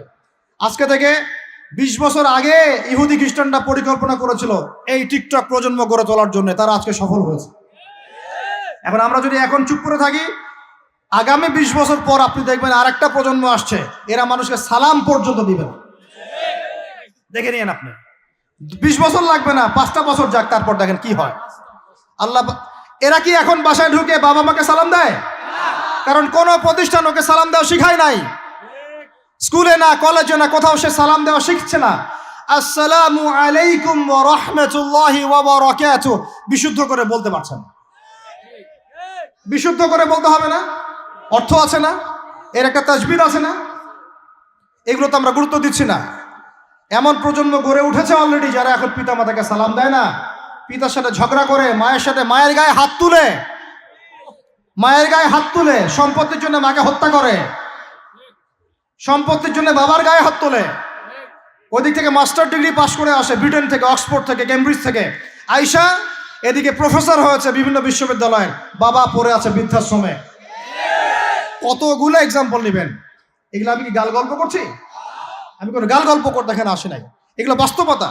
যদি বাহিরের চোখ দিয়ে আপনি দেখেন মনে হবে অর্থনীতি অনেক ভালো, ভিতরের চোখ দিয়ে দেখেন অর্থনীতি সুদ দিয়ে ভর্তি হয়ে গেছে, প্রত্যেক পদে পদেই সুদ। গাধাদেরকে আমি তো বুঝাতে পারি নাই, কাগজের টাকা আর এই যে আপনার এই ইলেকট্রনিক মানির কথা তো দীর্ঘদিন বলেছি, কিছু গাধা আছে এদেরকে বুঝাতে পারি নাই। এর মধ্যেও সুদ আছে, এর মধ্যে কি আছে? বিশ্ব অর্থনীতিকে দেখবেন, ভিতরে চোখ দিয়ে দেখবেন ইলেকট্রনিক মানির মধ্যেও সুদ আছে, কাগজের টাকার ভিতরেও সুদ ঢুকেছে। সামনে আসবে বিটকয়েন্স, যেটা অলরেডি চলে আসছে, আরেকটা আসবে, সেটা হলো ক্যাশলেস সোসাইটি। কি বললাম বলেন? বলদ বলবে যে ভবিষ্যৎবাণী করে গেল, আহলুল বলদ ওয়াল কিরদা, আহলুল হিমার ওয়াল কিরদা, তো এরা ভবিষ্যৎবাণী করে গেল। আরে বর্তমান সম্পর্কে তুমি খবর রাখো না বলেই তো বর্তমানকে ভবিষ্যৎ মনে হয় তোমার। এটা বহু কান্ট্রিতে অলরেডি চালু হয়ে গেছে। এই যে আমাদের অনেক ভাই ব্যবসা করে, তারা চায়না যায়, কোরিয়া যায়, উত্তর কোরিয়া, দক্ষিণ কোরিয়া যায়, ওরা দেখে আসতেছে চায়না চালু করে ফেলছে অলরেডি। ক্যাশলেস সোসাইটি মানে হচ্ছে আপনি আপনার মুদ্রাকে সংরক্ষণ করতে পারবেন না। আপনি দেখলেন খিদির আলাইহিস সালাম দেয়াল নির্মাণ করলেন, দেয়ালের নিচে কি ছিল? খাজানা ছিল। তাহলে দেয়ালের নিচে খাজানা তিনি সংরক্ষণ করলেন কেন? এতিম বালকরা যেন বড় হয়ে সেটা নিতে পারে। তাহলে আপনি চিন্তা করেন ওই মুদ্রাটা কি ছিল? ইলেকট্রনিক মানি ছিল যেটা তিনি সংরক্ষণ করলেন। ওই মুদ্রাটা কি কাগজের মুদ্রা ছিল যেটা তিনি সংরক্ষণ করলেন? ওই মুদ্রাটা কি বিটকয়েন ছিল যেটা তিনি সংরক্ষণ করলেন? তিনি সংরক্ষণ করেছেন হয় গোল্ড কয়েন অথবা রূপার মুদ্রা। কারণ এটার মূল্য কমে যাবে না, এরা 20 বছর পর বড় হলেও বাবারই সম্পত্তি ফেরত পাবে। এইটা হলো ইসলামিক কারেন্সি, যেটা বিশ্ব থেকে উঠিয়ে দিয়েছে এই IMF, ওয়ার্ল্ড ব্যাংক আর ইউনাইটেড স্টেট এবং এদের যে চালাপালাগুলো সব। আমরা এই ব্যাস ওই সুর মিলাচ্ছি। ওরা কাগজের মুদ্রা দিয়ে সারা বিশ্বটাকে ডমিনেট করছে। তাও আবার এখানে আরো ব্যাপার আছে, কাগজের সব মুদ্রা আবার এক মানের না। একগুলো হচ্ছে হার্ড কারেন্সি, মানে শক্তিশালী কারেন্সি, একগুলো সফট কারেন্সি, মানে নরম কারেন্সি। বাংলাদেশের টাকা কোন কারেন্সি, হার্ড না সফট? এতটুকু তো জানেন। হার্ড কারেন্সি কি? মার্কিন ডলার। মানে মগের মূল্য, একটা কথা হচ্ছে না, মগের মূল্য। মগ কারা জানেন? ওই যে যারা রোহিঙ্গাদেরকে মেরেছিল এদের বলে মগ। আপনারা তো এগুলো জানেন না। ছোটবেলা আমাদের বাবা মারা ঘুম পাড়াতো না, খোকা ঘুমালো পাড়া জুড়ালো বর্গি এলো দেশে, মনে আছে? বুলবুলিতে ধান খেয়েছে, কি বলেন তারপরে খাজনা দিব কিসে, মনে আছে? ধান ফুড়ালো পান ফুড়ালো, কি জানি খাজনার উপায় কি, আর কটা দিন সবর করো নাকি রসুন। এখানে কি বোঝানো হয়েছে আপনি বুঝতে পারবেন না, তো ইতিহাস পড়তে হবে। খোকা ঘুমালো পাড়া জুড়ালো বর্গি এলো দেশে, বর্গি মানে এই যে মগদেরকে বোঝানো হয়েছে। ওরা উগ্র ছিল, যেখানে যাইতো এরকম মঙ্গলদের মতো ম্যাসাকার করতো, ফসল বিনষ্ট করতো, ট্যাক্স নিত, জুলুম করতো, ওইটা ভয় দেখানো হতো। ওই জন্য ওদের মূল্যক, ওদের এই যে আগ্রাসনটাকে বলা হয় মগের মূল্যক। মগের মূল্যকের ব্যাখ্যা বুঝলেন? এটা মগের মূল্য। ওরা এখন হার্ড কারেন্সি দিয়ে মগের মূল্যক। কিরকম? যে সারা বিশ্বের সফট কারেন্সিগুলো আমার কারেন্সি দিয়ে নির্ধারিত হবে, মানে আপনার 100 টাকা সমান সমান ওর $1, মগের মূল্যক। কেন আমার 1 টাকা সমান সমান তোমার $1 হতে পারে না? হতে পারে না? এটা করতে দিবে না, কারণ এটা করলে আপনার অর্থনৈতিক অবস্থা অনেক সমৃদ্ধ হয়ে যাবে এবং আপনি তাদের সমান হয়ে যাবেন। আপনি যে দামে তেল কিনবেন তাকেও সে দামে তেল কিনতে হবে। তো ওরা এটা ধরিয়ে দিল। শুধু তাই না, IMF এর মাধ্যমে, ফেডারেল রিজার্ভের মাধ্যমে, ওয়ার্ল্ড ব্যাংকের মাধ্যমে তারা এটাকে আমরা দ্বিতীয় বিশ্বযুদ্ধের পরের কথা বলছি। ওই সময় ব্রেটন উড কনফারেন্স হয়েছে, পরে দেখবেন ব্রেটন উড কনফারেন্স হয়েছে। মার্কিন ডলারকে সারা বিশ্বের রুলিং মানে কারেন্সি হিসেবে ওরা নির্ধারণ করলো, মগের মূল্য, এবং প্রত্যেকটা কারেন্সি এর আন্ডারে নিয়ন্ত্রিত হবে এবং টাকার মান, অন্যান্য মুদ্রার মান বাড়বে কমবে এর ভিত্তিতে, আপনার প্রবৃদ্ধির ভিত্তিতে নয়। এবং তার হাতে নিয়ন্ত্রণ থেকে যাবে, যদি আপনি বেশি বাড়াবাড়ি করেন আপনার টাকার মান তারা কমাই দেবে। কয়দিন আগে ইলেকশনের আগে একটা শব্দ শুনেছিলেন অনলাইনে, স্যাংশন দিতে চাই, স্যাংশন, মনে আছে? হ্যাঁ মনে আছে? কি জিনিস বুঝছেন আপনারা? কিছু ওটা বুঝেন না। অর্থনৈতিক নিষেধাজ্ঞা কিভাবে দিতে পারে? আপনার টাকার মান তারা কমাই দিবে। তখন 1 কেজি পেঁয়াজের দাম হবে 500 টাকা, 1 কেজি রসুনের দাম হবে 1000 টাকা, 1 ব্যারেল তেলের দাম হয়ে যাবে দেখবেন 10,000 20,000 টাকা। কিচ্ছু করতে পারবেন না। তুরস্কের মতো কান্ট্রি যখন ঘুরে দাঁড়ানোর চেষ্টা করছিল, ওদের লিরার মান তারা বাড়িয়ে দিল একদম, ওটা তো মনে হয় 12,000 পর্যন্ত চলে গেছে। ইনফ্লেশন বলি আমরা এটাকে, মুদ্রাস্ফীতি, ওটা প্রায় 12,000% পর্যন্ত বেড়ে গিয়েছিল, বলি নাউজুবিল্লাহ। এগুলো জুলুম, অর্থনৈতিক জুলুম। বাইরের চোখ দিয়ে দেখলে মনে হবে সুন্দর চলছে সবকিছু, আরো আছে, বলতে থাকলে সারা রাত যাবে। এরপরে তারা আরবদেরকে বুঝালো, ইয়া শাইখ, আরবদেরকে বুঝালো, হাবিবি, ইয়া হাবিবি, কাছে আসেন, শোনেন, আমরা আপনাদের কাছে তেল আছে, আপনারা তো তেল বয়কট করে দিয়েছেন, আর তেল ছাড়া তো আমাদের যুদ্ধ বিমান ফ্লাই করছেন। তেল কাদেরকে দিয়েছে আল্লাহ পাক? মিডল ইস্টে আরবকে দিয়েছে, ঠিক আছে? এখন হাবিবিকে বলা হচ্ছে যে আপনারা তো তেল বয়কট করে দিলেন। এটা করেছিল বাদশাহ ফয়সাল, বলেন রাহিমাহুল্লাহ। উনি একজন সাহসী নেতা ছিলেন, এই জন্যই তাকে গুপ্ত হত্যা করা হয়েছে। সাহসী যারা, তাদেরকে গুপ্ত হত্যা করে এদের একটা সুন্নত, এটা মাথায় রাখবেন। খুব ট্যালেন্টেড একজন দেখবেন, খুব ট্যালেন্টেড একজন বিজ্ঞানী দেখবেন, হঠাৎ নাই তাপাস করে মিসাইল এসে পড়ে গেল। এমন সূক্ষ্ম স্নাইপার দূর থেকে 12,000 কিলোমিটার দূর থেকে মেরে দিল, আপনার কলিজের মধ্যে ফেলে গেল। এগুলো জেনে বুঝেই আমরা প্রতিদিন সকাল করি, সন্ধ্যা করি, আলহামদুলিল্লাহ। কারণ অ্যাটলিস্ট আপনাকে তো জানতে হবে। জেনে নেন, পরে আপনারা চিন্তা করবেন যে কিভাবে লাইফ লিড করবেন। ফাযাক্কির ইন্নামা আনতা মুযাক্কির, আপনি উপদেশ দিন, শুধু আপনি উপদেশ দাতা। লাস্তা আলাইহিম বিমুসাইতির। ফাযাক্কির ইন্নাফাআতিয যিকরা সায়াযাক্কারু মান ইয়াখশা, যারা আল্লাহকে ভয় করে তারা ফিরে আসবে ইনশাআল্লাহ। তো যেটা বলছিলাম, বাদশা ফয়সাল একদম বয়কট করে দিলেন। এবার ওরা এসে বুঝাচ্ছে যে তেল ছাড়া তো আমাদের চলছে না। এদিকে ওদের ডলারের মান কমে যাচ্ছে, মুদ্রাস্ফীতি হচ্ছে, ইনফ্লেশন হচ্ছে। এখন তারা বোঝালো যে ঠিক আছে, একটা চুক্তি করা যাক। এখানে বাদশা ফয়সাল তাকে কনভিন্স করা হলো, ঠিক আছে আমরা তেল কিনবো, আপনাদের কাছ থেকে কিনবো, আপনাদের গালফ কান্ট্রি যেগুলো আছে এদের কাছ থেকে কিনবো, তবে একটা শর্ত, আপনারা তেল বিক্রি করবেন শুধু মার্কিন ডলারে, অন্য কোনো কারেন্সিতে তেল বিক্রি করতে পারবেন না। বলেন নাউজুবিল্লাহ। আপনি বাংলাদেশ গভর্নমেন্ট যদি গিয়ে এক ব্রিফকেসের মধ্যে 1 কোটি টাকা নিয়ে যায়, বুঝেন কথা, বুঝতে পারতেছেন? 1 কোটি টাকা আমাদের টাকা নিয়ে গিয়ে যদি বলে শেখ হাবিবি আমাকে তেল দাও, ওরা বলবে তেল দিতে পারবো না, খালাস, কুল্লু খালাস, এখান থেকে বের হও। কথা বুঝতে পারেন না? 1 কোটি কি দিবেন? টাকা, তেল দিবে না। লিখে নেন, দিবে না। কিন্তু সেই 1 কোটি টাকাকে যদি আপনি ডলারে কনভার্ট করেন, ওটাকে ডলার দিয়ে কনভার্ট করেন, করে যদি বলেন হাবিবি তেল, তখন বলবে যে আসো তাআলিলাহি, তেল নিয়ে যাও, খালাস, কুল্লু খালাস। এটা বুঝতে পারছেন?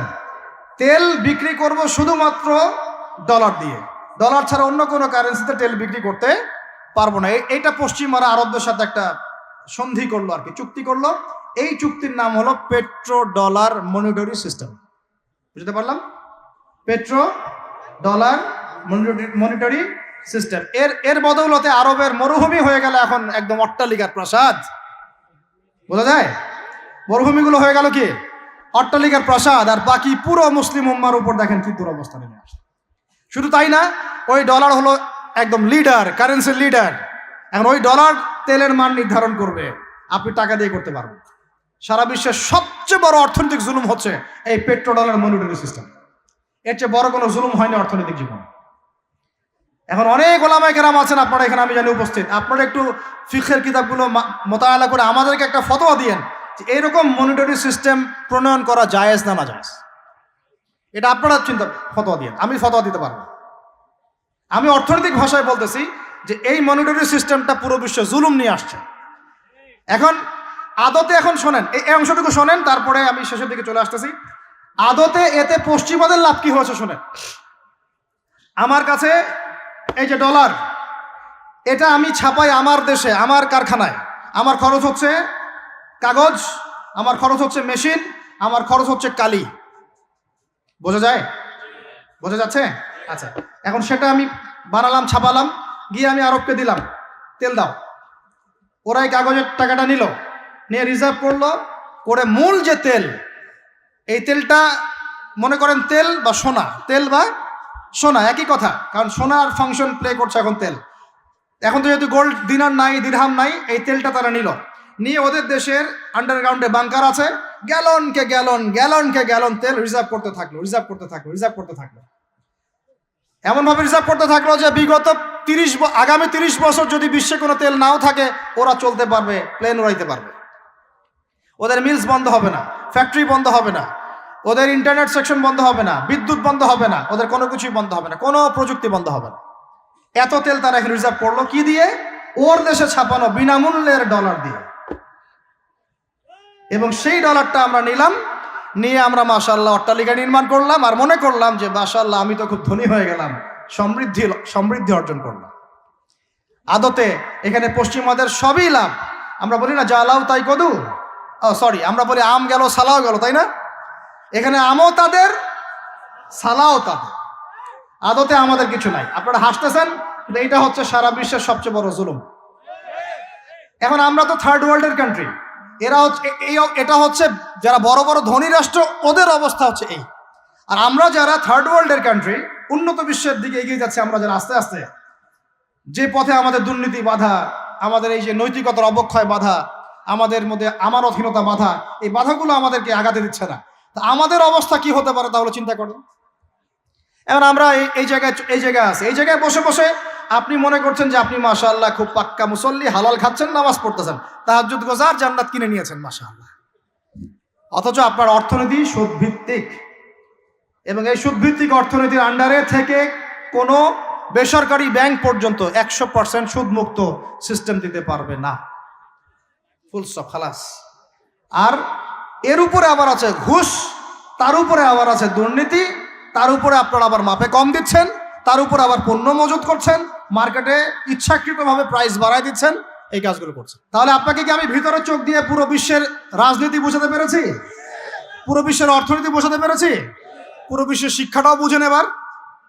আপনার কাছে মনে হচ্ছে পুরো বিশ্বের শিক্ষা খুব উন্নত, বাহ্যিকভাবে বস্তুবাদী ক্ষেত্রে উন্নত, মঙ্গলে যাচ্ছি, চাঁদে যাচ্ছি, স্যাটেলাইট পাঠাচ্ছি ইত্যাদি, তো এগুলো বস্তুবাদী উন্নতি। আদতে কি হচ্ছে দেখেন, নীতি নাই, শিক্ষা অর্জন করার পর নৈতিকতা নাই, চরিত্র নাই, সালাম কালাম নাই, ধর্মভীরুতা নাই, আমানতদারিতা নাই। একজন একজন ডক্টর, সে মাশাআল্লাহ ডক্টর হয়েছে, হওয়ার পরে এখন সে দেখছি কসাই হয়ে গেল। তাহলে কোন শিক্ষাটার ঘাটতি হলো? নীতির, নৈতিকতার, ইসলামের ওই বুঝটা নাই, পরকালীন কনসেপ্ট নাই। একজন ইঞ্জিনিয়ার মাশাআল্লাহ, আপনি theta, sine theta, cos theta সব তো বুঝেন মাশাআল্লাহ। আপনি একজন আর্কিমিডিস থেকে শুরু করে পিথাগোরাস সব পড়ে ফেললেন, কিন্তু ইঞ্জিনিয়ার হয়েও তো আপনি চোর হলেন। তাহলে কোন শিক্ষার অভাব হলো বলেন? একটা মেয়েকে আপনি দেখছেন মাশাআল্লাহ এগিয়ে যাচ্ছে, বাপরে বাপ, ফেমিনিস্ট রেভলিউশন। আদতে ওর গায়ে এখন একটা গেঞ্জি, ওর গায়ে পায়ে একটা জিন্সের প্যান্ট, বাহিরের চলাফেরা দেখে তার অঙ্গ প্রত্যঙ্গ সব স্পষ্ট দেখা যাচ্ছে, সে স্পষ্ট বেপরদায় চলছে। একটা ছেলেকে আপনি দেখছেন বাহির থেকে পরে আসলো, এসে এখানে ট্রান্সজেন্ডার হয়ে গেল, লিঙ্গ পরিবর্তন করতেছে। ছেলে পেলেকে দেখছেন এখানে ডিগ্রি অর্জন করেছে, কিন্তু মাদক ছাড়তে পারছে না, মেয়েদের সাথে জেনা ছাড়তে পারছে না, সমকামিতা ছাড়তে পারছে না। শিক্ষার সংজ্ঞাটাই বা আসলে কি? তাহলে সংজ্ঞাটা কি? এডুকেশনের সংজ্ঞাটা কি আমাকে বলেন? শিক্ষার মূল সংজ্ঞাটা কি? আমরা কি এই বিশ্বের মূল শিক্ষা ব্যবস্থা কি মুসলমানরা গড়ে দেয় নাই?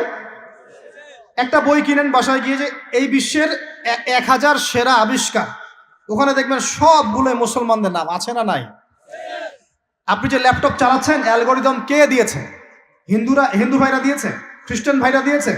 আমি বোঝানোর জন্য ভাই বলছি, বৌদ্ধ ভাইরা দিয়েছে, ইহুদিরা দিয়েছে, এরা দেয় না। কারা দিয়েছে? মুসলিমরা দিয়েছে।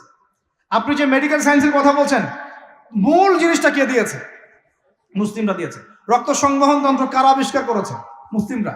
আপনি জাবির ইবনে হাইয়ানকে ছাড়া আপনি কেমিস্ট্রি পড়াতে পারবেন না। ইবনে রুশদ, ইবনে সিনাকে ছাড়া আপনি মেডিকেল সায়েন্স আগাতে পারবেন না। আপনি ইবনে রুশদ ছাড়া এই যে আমরা পাটিগণিত, বীজগণিত, জ্যামিতি, ত্রিকোণমিতি, পরিমিতি করে আপনি করতে পারবেন না। আমরা তো জেনারেল লাইন পড়েছি, আমাদের সাথে বসেন, এগুলো হয়তো সবাই আপনাকে বোঝাতে পারবে না। মূল জ্যোতির্বিদ্যায় যাচ্ছেন, আপনি অ্যাস্ট্রোনমিতে যাচ্ছেন, অনেক কিছু করছেন, আপনি মুসলিমদেরকে ছাড়া এক পা আগাতে পারবেন না। মূল ভিত্তিটা গড়ে দিয়েছে কারা? উমাইয়ারা, আব্বাসীয়রা, সেলজুকরা, উসমানীয়রা এবং 4 খলিফার সময়। এই সময়ে এই শিক্ষার মূল ভিত্তিটা দাঁড়িয়েছে। এই যে আমরা যে নাহু সরফের কিতাবগুলো পড়ি, আমাকে বলেন তো, নাহু সরফের কিতাব রাসূলের যুগে ছিল? বলেন, ছিল না। কোন খলিফার সময় থেকে এগুলো সারা বিশ্বে ছড়িয়ে গেল? নাম জানেন? আলী ইবনে আবি তালেব। কি নাম? আলী ইবনে আবি তালেব। আরবি ব্যাকরণের পুরো ভিত্তি দিয়ে দিয়েছেন তিনি, লুগা দিয়ে দিয়েছেন, কায়দাগুলো দিয়ে দিয়েছেন। এখন সারা বিশ্বের মানুষ আরবি পড়ছে, আরবি বুঝতে পারছে, ব্যাকরণ বুঝতে পারছে, কোরআন নিয়ে গবেষণা করতে পারছে। প্রত্যেকটা সেক্টর, ধর্মীয় অঙ্গন বলেন, অর্থনীতি বলেন, জ্যোতির্বিদ্যা বলেন, কেমিস্ট্রি, ফিজিক্স, যাই বলেন, মুসলমানদের কাছে আগাতে পারবেন। তাহলে আমরা যে যুগে ছিলাম সেখানে কি ফিরে আসা যাবে না? সম্ভব না। তাহলে প্রয়োজন কিসের? প্রয়োজনটা হচ্ছে, আমি জেনারেল শিক্ষার বিরোধী নই, কোশ্চিনকালেও নয়। জেনারেল শিক্ষা থাকবে, ইংরেজির প্রয়োজন আছে, বাংলা অবশ্যই প্রয়োজন আছে, মুক্তিযুদ্ধ সংস্কৃতি আমরা জানবো, শিখবো, চেতনা ধারণ করব, সব ঠিক আছে। আমরা সমাজবিজ্ঞান পড়বো, দর্শন পড়বো, সায়েন্স পড়বো, আর্টস পড়বো, কমার্স পড়বো, সব ঠিক আছে ভাই। মেডিকেল সায়েন্স পড়েন, ইঞ্জিনিয়ারিং পড়েন, কিন্তু কোরআন বাদ দিয়ে নয়, হাদিস বাদ দিয়ে নয়, আকীদা বাদ দিয়ে নয়, সিরাত বাদ দিয়ে নয়, ফিকহ বাদ দিয়ে নয়। রাজি আছেন ইনশাআল্লাহ? এখন আমাকে বলেন, এর উপায় কি? এর আসল উপায় কি? এখন এটা কি আপনি চাইলেই প্রতিষ্ঠা করতে পারবেন? আমার ক্ষুদ্র জ্ঞানে আমার কাছে 3টা উপায় মনে হয়। কয়টা উপায় ভাই? এক নাম্বারটাই সবচেয়ে সেরা উপায় এবং সবচেয়ে কঠিন উপায় এবং একই সাথে সবচেয়ে ইফেক্টিভ উপায়। এটা যদি করা যায় তাহলে আর 2-3-এর প্রয়োজন হবে না। সেটা হলো, জাস্ট যদি আমাদের ঊর্ধ্বতন কর্তৃপক্ষ, আমাদের শিক্ষা মন্ত্রণালয়, আমাদের গভর্নমেন্ট, আমাদের প্রশাসন, আমাদের সরকার, তারা যদি একটা টেবিলে বসে ওলামায়ে কেরামদেরকে নিয়ে বসে, প্রতিভাবান ইয়াংদেরকে নিয়েও বসে, শিক্ষা নিয়ে যাদের অবদান আছে তাদেরকে নিয়ে বসে যদি একটা শিক্ষানীতি প্রণয়ন করে, যে না, আমাদের দেশটা মুসলিম কান্ট্রি, বেশিরভাগ মানুষই মুসলমান জনগণ, মুসলমান যুবক, মুসলমান যুবতী, মুসলমান শিশু কিশোর বেশিরভাগই মুসলিম। অ্যাজ এ ডেমোক্রেটিক সিস্টেম এখানে বেশিরভাগই মুসলিম। তাহলে তাদের স্বার্থ বিবেচনা করে আমরা একটা শিক্ষানীতি প্রণয়ন করি না কেন? একটা শিক্ষানীতি প্রণয়ন করি যেখানে প্লে গ্রুপ থেকে শুরু করে মাস্টার্স পর্যন্ত আমরা মাশাআল্লাহ 2টা শিক্ষাকে সমন্বয় করে দেব। এই সমন্বয়টা করলে আমার ছেলে, বললাম তো, 2 দিকেই ইনশাল্লাহ এক্সপার্ট হবে, আমাদেরকে আলাদা করে কোনো প্রতিষ্ঠান খুলতেও হবে না। এটা কি করা যায় না? এটা যদি করা যায় তাহলে আমাদেরকে আলাদা করে কোনো মাদ্রাসাও খুলতে হচ্ছে না এখন, বরং যা আছে এটা দিয়ে যথেষ্ট, যা আছে এটা দিয়ে যথেষ্ট। আর সুন্দর নীতি থাকবে, সিলেবাস করে দেওয়া হবে, দেখবেন সবাই একই ভাষায় কথা বলছে, একই শিক্ষা শিক্ষিত হচ্ছে। একটা লেভেল পর্যন্ত অ্যাটলিস্ট মানুষ নৈতিক শিক্ষা পাবে, ইসলামী শিক্ষা পাবে। পরবর্তীতে গিয়ে ফ্যাকাল্টি আলাদা হয়ে যাবে, তারা কেউ ইঞ্জিনিয়ার, কেউ ডক্টর ইত্যাদি ইত্যাদি হতে পারে। এটা যদি আমাকে বলেন, আমাকে 5টা বছর সময় দেন, 5 বছর সময় দেন, যদি মূল্যায়ন করেন, আমি ইউসুফ আলাইহিস সালামের মতো বলতে বাধ্য হচ্ছি এখন, কারণ আমি এটা দেখে অনেক ব্যথিত হচ্ছে। কেউ বলুক না বলুক, আমি কোনো দলের পক্ষ থেকে বলছি না, কোনো মতের পক্ষ থেকে না, কোনো রাজনৈতিক ব্যক্তিবর্গের পক্ষ থেকেও নয়, আমি আমার ব্যক্তিগত ব্যক্তি স্বার্থের পক্ষ থেকে বলছি, আমাকে 5টা বছর সময় দেন, ইনশাল্লাহ এটা আমি গড়ে দিতে পারবো। জাস্ট আমাকে একটা সমৃদ্ধ লাইব্রেরি দেন, বসার জায়গা দেন, কাজ করার জায়গা দেন, স্বাধীনতা দেন, ইনশাল্লাহ আমি করে দেই। তারপরে আপনারা চেক করেন, যদি মনে হয় হ্যাঁ দেয়া যায় তাহলে দেন, না হলে আমারটা ছুঁড়ে ফেলে দিয়ে ইনশাল্লাহ। পরে প্রয়োজনে ওটা আমি একা একা আমার একটা ইউনিভার্সিটি বানাই, সেখানে পড়াবো ইনশাল্লাহ। এটা 1 নাম্বার অপশন। 2, যদি এটা না করা হয়, আর এটা না করার সম্ভাবনাও আছে, কারণ আমি বলছি পুরো বিশ্ব আমরা নিয়ন্ত্রণ করি না, আমরা নিয়ন্ত্রিত। আমরা কি নিয়ন্ত্রিত? তারপরে দ্বিতীয় অপশন হচ্ছে, যতগুলো শিক্ষা প্রতিষ্ঠান এখন আছে, স্কুল হোক আর মাদ্রাসা হোক, এগুলোতে আপনারা সিলেবাসের মধ্যে একটু সমন্বয় নিয়ে আসার চেষ্টা করেন। সিলেবাস একটা আছে, ঠিক আছে, বুঝলাম, একটু সমন্বয় আনার চেষ্টা করেন। সমন্বয় করে অ্যাটলিস্ট বাংলা ইংরেজির সাথে আরবিটাকে মিক্স করার চেষ্টা করেন। আমার ছেলে কোরআন শিখলে কোনো সমস্যা নাই, সে বিপদগামী হবে না, সে গোমরা হবে না, সে কখনো জঙ্গি সন্ত্রাসী হয়ে যাবে না ইনশাআল্লাহ, ইনশাআল্লাহ তাআলা। তো এত ভয় কিসের? কোরআনকে এত ভয় কেন করেন? নবীর সুন্নতকে এত ভয় করেন কেন? সমস্যাটা হচ্ছে কোরআন হাদিসের সঠিক ব্যাখ্যাটা না প্রচার করার কারণে কোনো কোনো ক্ষেত্রে মানুষ উগ্র হয়ে যাচ্ছে, এটা সত্য। কিন্তু আমরা সেই উগ্রতা ছড়াতে চাই না, আমরা কোনো বিচ্ছিন্ন জনগোষ্ঠী নই, আর আমাদের কোনো গোপন কোনো এজেন্ডাও নাই। আমাদের এজেন্ডা একদম স্পষ্ট পরিষ্কার, আমরা বাইতুল মুকাদ্দাস চাই, আমরা মুসলমানদের মধ্যে নৈতিকতা চাই, সুন্দর শিক্ষানীতি চাই, হালাল অর্থনীতি চাই, এবং হালালভাবে বেঁচে খেয়ে আল্লাহর ইবাদত করতে চাই, এতটুকুই। এর বেশি কিছুই আমরা চাই না। এর বেশি কিছু চান না? আল্লাহ পাক আমাদের সবাইকে তৌফিক দান করেন। তো এই 2 নম্বর অপশনটাও এফেক্টিভ যদি আপনারা করতে পারেন।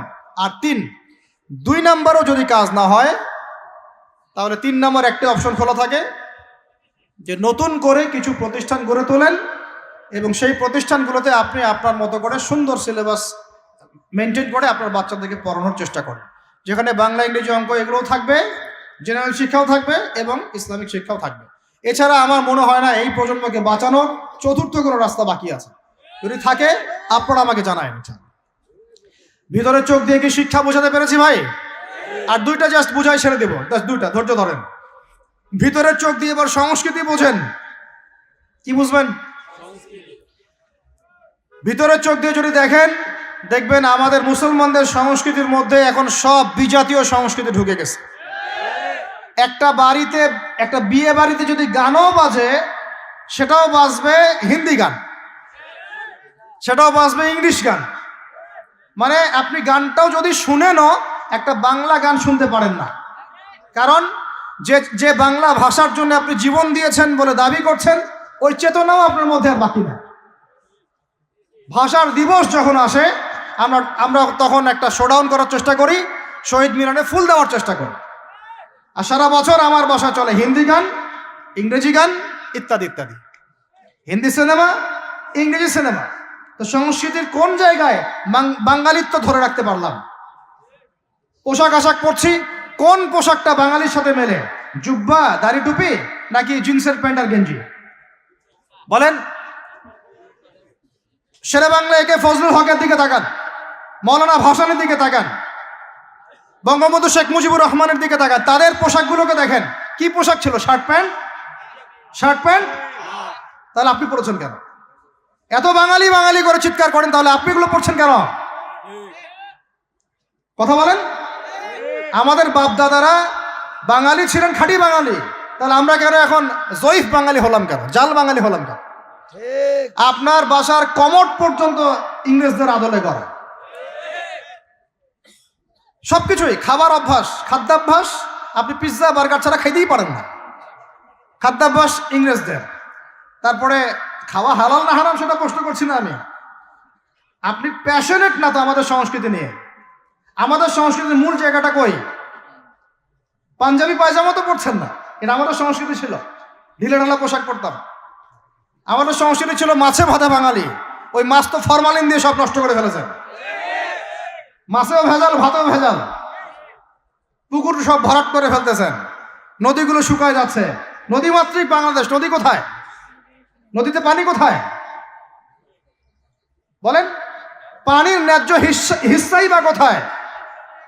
আমাদের কি পানির ন্যায্য হিস্সা দেয়া হচ্ছে? তাহলে আমরা কি দাস হয়ে থাকবো নাকি? আল্লাহ পাক আমাদেরকে বোঝার তৌফিক দান করেন। সংস্কৃতি দেখেন, সংস্কৃতি কি ছিল আমাদের? আমাদের বাপদাদাদের যুগটা চলে যান, ওই ফজরের আগে তারা ঘুম থেকে উঠতেন, আসসালাতু খায়রুম মিনান নাওম, কানে গেলে ঘুম থেকে উঠে যাইতেন, নামাজ পড়তেন, বাংলার ঘরে ঘরে কোরআন তেলাওয়াত শোনা যাইতো। এখন কি শোনা যায়? ফজরে পুরা ঘুম। প্রথম কাতারে আপনি যে কয়টা মানুষকে পাবেন তার মধ্যে 90% দাড়ি পাকা, যুবকদেরকে আপনি পাবেন না। এরা ঘুমাচ্ছে রাত 3টায় 4টায়, 3-4টা পর্যন্ত এরা ফেসবুক, ইউটিউব, টিকটক এবং মেয়েদের সাথে হারাম অ্যাফেয়ার। এই ছেলেরা কি আদতে বাঙালি? এরা কি বাঙালি? না আমরা মুসলমান হতে পেরেছি ঠিক মতো, না বাঙালি হতে পেরেছি ঠিক মতো। যখন ইংরেজ বিরোধী বিদ্রোহ চলছিল না, তখন বাঙালিরাও কবিতা লিখেছিল হিন্দিতে। আপনারা তো এগুলো হিস্ট্রি পড়েনও না। তখন তারা বলতেন, একটা স্লোগান দিতেন, सरफरोशी की तमन्ना अब हमारे दिल में है, देखना है जोर कितना बाजुए कातिल में है। বুঝেন না এই কথা? আমাদের মনের মধ্যে এখন সরফরোশি কি তামান্না, স্বাধীনতার চেতনা আমাদের মনের মধ্যে এসেছে। দেখার বাকি আছে জালেমের বাহুতে কত শক্তি আছে। আপনারা এখন কাজী নজরুল ইসলামের কবিতা পড়েন না? এক ভাই কবিতা আবৃত্তি করেছিলেন এখানে, খুব সুন্দর হয়েছে, মাশাআল্লাহ মাশাআল্লাহ। এগুলোর চর্চা কোথায়? সংস্কৃতি নিয়ে যে আমরা এত বড়াই করি, বলেন বাঙালির সংস্কৃতির চর্চা কোথায়? কাজী নজরুল ইসলামের কবিতা আমরা আমাদের পাঠ্যপুস্তকে পড়েছি।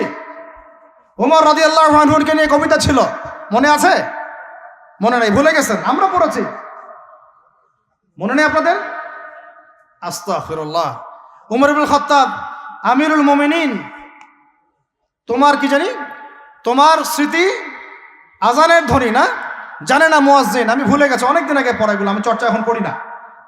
তো মুয়াজ্জিন জানে না যে হে আমিরুল মুমিনিন, তোমার স্মৃতিতেই এই আজান দেয়া হচ্ছে, মানে আমিরুল মুমিনিনের যে স্বপ্ন, এখান থেকে কিন্তু আজানের ইয়াটা আসছে। আর যায়েদ ইবনে সাবিত রাদিয়াল্লাহু আনহু স্বপ্ন থেকে, তিনি হেঁটে যাচ্ছেন, একবার উটের পিঠে ভৃত্যকে বসালেন আর ভৃত্যকে নামালেন, তিনি উঠলেন, উনি নামলেন, ভৃত্যকে উঠালেন, এভাবে পায়ে হেঁটে হেঁটে বাইতুল মুকাদ্দাস পর্যন্ত গেলেন। জানেন না আপনারা এগুলো ঘটনা? কোথায় এগুলো, কোথায় এখন বলেন? আছে পাঠ্যপুস্তকে? ঢাক, ঢোল, ডুগি, তবলা, কি শুরু করেছেন আপনারা? আসলে আসলে বাঙালি সংস্কৃতি বলতে কি বোঝাচ্ছেন? আহমেদ সফার নাম শুনেছেন? তাকে ছাড়া আপনি বাঙালি সংস্কৃতি কোথায় পাবেন? এই বাঙালি সংস্কৃতির ভিতরে এই যে ওলামায়ে কেরামের অবদান, এটা আপনি কিভাবে অস্বীকার করছেন? আমরা এখন পড়ে আছি কয়েকটা বিষয় নিয়ে। দেখেন, গান বাজনা, ঢাকঢোল, ডুগি, তবলা এবং এমন কিছু সংস্কৃতির নামে কাজ যেগুলোর মধ্যে শিরক আছে অথবা বেদাত আছে অথবা কুফর। আপনি রাস্তায় হাঁটছেন বানরের মূর্তি নিয়ে, বানরের সাথে আপনার কি সম্পর্ক? বানরের সাথে বাঙালি সংস্কৃতির কি সম্পর্ক? আমরা কি বানর থেকে আসছি? তাহলে বানরের মূর্তি আমি হাটে নিয়ে হাঁটবো কেন? বানর থেকে আসছে কারা? ওই যে শনিবারে যারা মাছ ধরতে নিষেধ করা হয়েছিল, তারপরে মাছ ধরেছে, আল্লাহ পাক বলছেন ওদেরকে বানর বানিয়ে দিয়েছে। জানেন না এটা? পড়েন, পড়াশোনা করেন।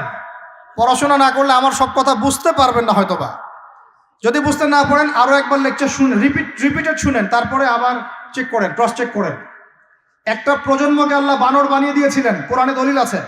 আমরা কি সেই প্রজন্ম? তাহলে বানরের মূর্তি নিয়ে রাস্তায় হাঁটবো কেন? কেন আপনি পেঁচার সাথে আপনার কি সম্পর্ক? পেঁচা কি আমার ভাগ্যের প্রতীক? হাত থেকে যদি কিছু পড়ে যায়, আমাদের অনেকে বলে যে একটু বসে যান, অমঙ্গল হতে পারে। চিরুনি পড়ে গেলে বলে যে মেহমান আসতে পারে। বিড়াল সামন দিয়ে চলে গেলে বলে একটু বসে যায়, অমঙ্গল হতে পারে। ইসলাম কি বলছে জানেন? যখনই মনের মধ্যে কোনো কুলক্ষণ আসবে, আপনি পড়বেন আল্লাহুম্মা লা তায়রা ইল্লা তায়রুক ওয়ালা খায়রা ইল্লা খায়রুক ওয়ালা ইলাহা গায়রুক। মানে আল্লাহ, আপনার দেয়া কল্যাণ ছাড়া কোনো কল্যাণ নাই, আপনার দেয়া অকল্যাণ ছাড়া কোনো অকল্যাণও নেই, আপনি ছাড়া কোনো ইলাহ নাই। এই হলো মুসলমানের আকীদা। তো এখানে পেঁচার সাথে আপনার সংস্কৃতি কি সম্পর্ক? পেঁচা অমঙ্গলের লক্ষণ। তো এগুলো কি শুরু করেছি আমরা? যে কোনো একটা বিষয় নিয়ে যদি আলোচনা করতে চান, আসেন, বসেন, আমরা বসি, আলোচনা করি, সমাধানের পথ খুঁজি, প্রতিভাকে মূল্যায়ন করেন। ইউসুফ আলাইহিস সালাম বলেছিলেন যে আমি বিশ্বস্ত আস্থাভাজন, আমাকে এই খাজানার দায়িত্ব দেন। কে বলেছিল? ইউসুফ আলাইহিস সালাম। কখনো কখনো দায়িত্ব চেয়ে নেওয়া জায়েজ, যখন দেখবেন দায়িত্ব নেয়ার যোগ্য কোনো মানুষ নাই। কিন্তু যে পদ্ধতিতে এখন মানুষ দায়িত্ব চাচ্ছে, ওই পদ্ধতি তো ইসলাম সমর্থন করছে না। এখানে আপনি একজন ট্রান্সজেন্ডারকে দেখছেন মানুষের ঘরে ঘরে গিয়ে ভোট চাচ্ছে, একজন হিজড়াকে দেখছেন মানুষের ঘরে ঘরে গিয়ে ভোট চাচ্ছে, নারী থেকে পুরুষ হচ্ছে, পুরুষ থেকে নারী হচ্ছে। তাও আবার ভাই ওইদিকেই নিজেরও লজ্জা লাগতেছে, কারণ আমি আবার উত্তরবঙ্গের মানুষ। তো এখন কথা হচ্ছে যে এইটা তো সিস্টেম না, প্রতিভাকে মূল্যায়ন করতে হবে। আপনাদেরকে আল্লাহ পাক তৌফিক দান করেন, বলেন আমিন। একটা ভবন উদ্বোধন করবেন, খুজুত করে একটা ফিতা কাটলেন, কাইটটা মাশাআল্লাহ পায়রা আপনি উড়াই দিলেন, তো এই পাখি কি আমার কল্যাণ নিয়ে আসবে? হ্যাঁ, এই পায়রা আমার কল্যাণ নিয়ে আসতে পারে? ওইখানে দাঁড়ায় 2 রাকাত নামাজ তো পড়তে পারতেন, পরে আল্লাহর কাছে দোয়া করতে পারতেন, আল্লাহ আমি এই কাজটা শুরু করলাম, আল্লাহ তুমি বরকত দান করো। আমার সংস্কৃতি। একটা দোকান করেছেন, বাড়ি করেছেন, শুরুতেই আপনি ডিজে পার্টি দিলেন, ডিজে পার্টি, সুবহানাল্লাহ। সূরা বাকারার তেলাওয়াত তো দিলেন না।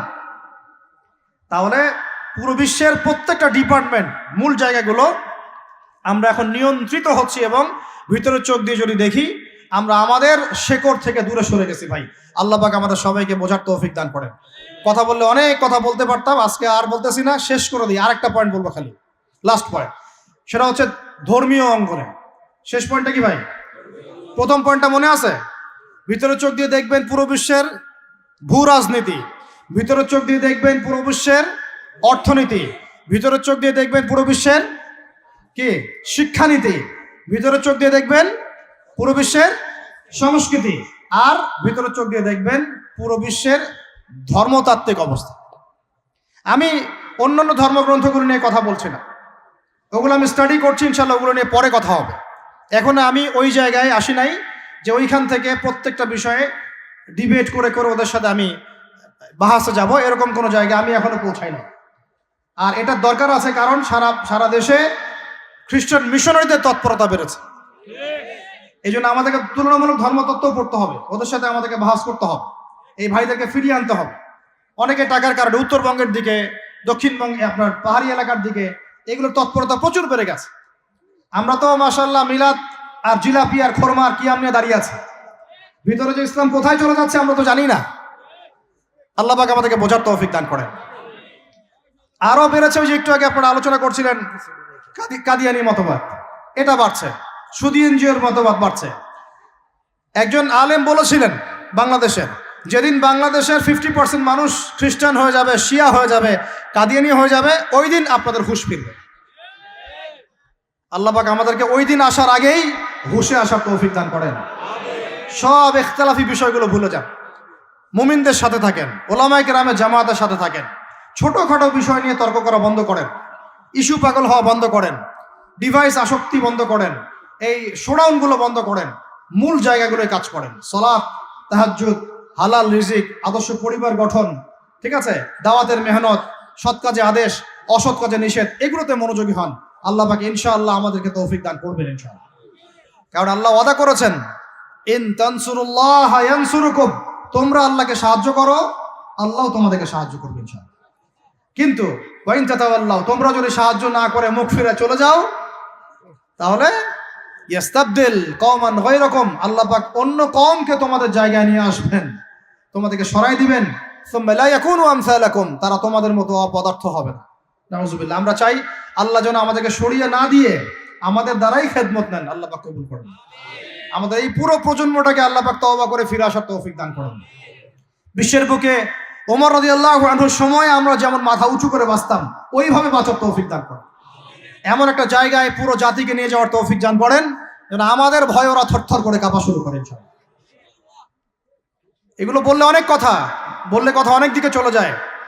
কথা হচ্ছে আমরা বিগত 70 বছরে আমরা একটা মিসাইল বানাতে পারি নাই এখন পর্যন্ত। কথা অনেক গভীর। আমাদেরকে আরো ভয় করবে কিভাবে? এ বিশ্বে তো ঢাল তলোয়ার দিয়ে যুদ্ধ হয় না। ওয়াইদ্দু লাকুম মাস্তাতাতুম মিন কুওয়াতিন, সূরা আনফালের মধ্যে আল্লাহ পাক আয়াত নাযিল করেছেন, হে মুসলিমরা তোমরা শক্তি অর্জন করো, তোমরা শক্তি সামর্থ্য অর্জন করো। তুরহিবুনা বিহি আদুওয়াল্লাহি ওয়া আদুওয়াকুম, এই শক্তি দিয়ে তোমরা আল্লাহর দুশমনদেরকে ভয় দেখাবা। এটা কে বলেছেন? আল্লাহ বলেছেন। ওই শক্তি কই? তা আমরা আপোষে লড়াইয়ে পড়ে আছি, আঞ্চলিক রাজনীতি নিয়ে পড়ে আছি, ভাইয়ে ভাইয়ে মারামারি কাটাকাটি করছি, আমরা গীবত সমালোচনার রাজনীতি করছি, মূল শক্তিটা আমরা অর্জন করতে পারছি না। আল্লাহ পাক আমাদেরকে সেইটা বোঝার তৌফিক দান করেন। চিন্তা করবেন না, চিন্তা করবেন না, আমরা যদি করতে পারি আল্লাহ পাক আমাদের হাতেই বিজয় দিবেন ইনশাআল্লাহ। আর এটাও চিন্তা করবেন না, নিশ্চিত থাকেন যদি আমরা করতে না পারি আল্লাহ আমাদের একটাকেও জীবিত রাখবে না, একটাকেও না।